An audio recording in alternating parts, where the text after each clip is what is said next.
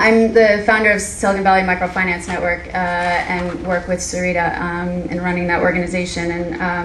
And so just wanted to reiterate how excited we are to have you all here. And hopefully this is the beginning of a wonderful annual event. I know there's a lot of conferences in microfinance, and so I think over time we will hopefully turn this into something unique, like Sarita said, that's really got a lot of technology focus to it, because there's so many wonderful technology leaders in the Bay Area.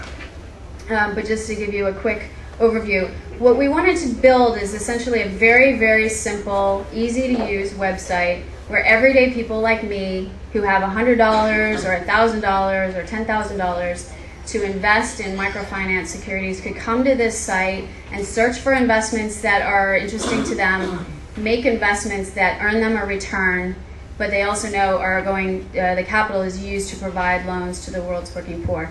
So when you come to the site, you see microfinance organizations, either funds or MFIs listed that offer you a rate of return. And what you're buying is a fixed income security regulated by the SEC, so these are real securities. We're only in fixed income right now. We haven't moved to offer equity investments yet. We're just taking baby steps because we're only about 8 months old now. So we're starting with fixed income, but the hope is that we'll expand to offer equity investments as well. And our goal is to be an agnostic marketplace. We don't take any stand on what rate of return is good or bad, or whether you should care more about the social value creation or the financial return that you earn. That's completely up to you as the investor deciding what you want to invest in. And the other kind of real goal here was, you know, when I worked at the Grameen Bank and I came home and I wanted to invest in microfinance, there weren't any vehicles for me because I wasn't a high net worth investor with $100,000 to invest or $250,000 to invest, which are often the minimums for the private placements. And so I wanted to create a way for the everyday, you know, person like me with a few $100 or a few $1,000s to participate. But we're also seeing investors in the, you know, between the $10,000, $50,000 range as well, because they're kind of lost in the middle. They don't, not big enough for the private placements, and so we're seeing investors at that level as well, which is really exciting. So just wanted to give you a couple screenshots.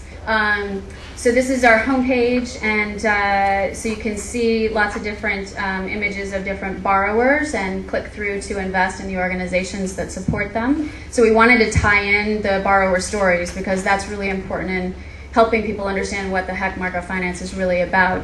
But we're very clear that it's not person to person. You're investing in a microfinance organization.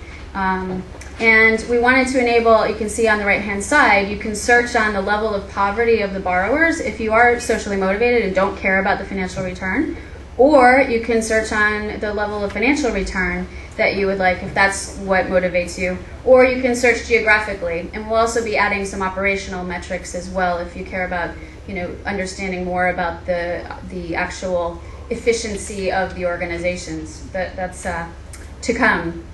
So when you search, you know, you have these different search criteria, and the results at the bottom of this page, there's, I don't know, 20 or so, you can only see 2, but that whatever your search criteria was, you can see results based on that search, just like any, you know, kind of marketplace experience online. And then you know, once you click through to an investment, say you choose Acción Texas, you can read stories about their borrowers or learn more about their you know, specifics about Acción Texas. You can see the financial attributes of this security that you're buying. And then the most fun part, I think, of the site is on the right-hand side on the top. So there's a little slider. So if you want to enable loans to 2 people or 10 people or 100 people, you can slide that slider over, and it will calculate for you how much you need to invest to enable that number of loans. So it really connects your investment to the impact that you're having. So I thought it would be fun to show you, because I think there's a lot of conversation, particularly at these conferences, about, you know, are people financially motivated or socially motivated, and how do we balance that, and which one should we advocate? And like I said before, MicroPlace is agnostic, but we enable people to search any way they want. And so this is some preliminary data. I don't think it's statistically significant, but I thought it'd be fun to share with you. Based on the searches that we see on our site, the majority of people, 30%, search purely just on financial return.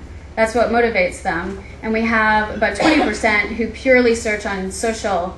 And we do see that the higher returns, the investments that offer a higher return get a lot more capital than the ones that have lower returns. So I think it goes to, and the anecdotal feedback from investors is, I know this is doing social good, but I can invest more if I don't have to compromise on financial return. And so there's a lot of that kind of motivation where if they can get a higher return, then there's more dollars available to put to work.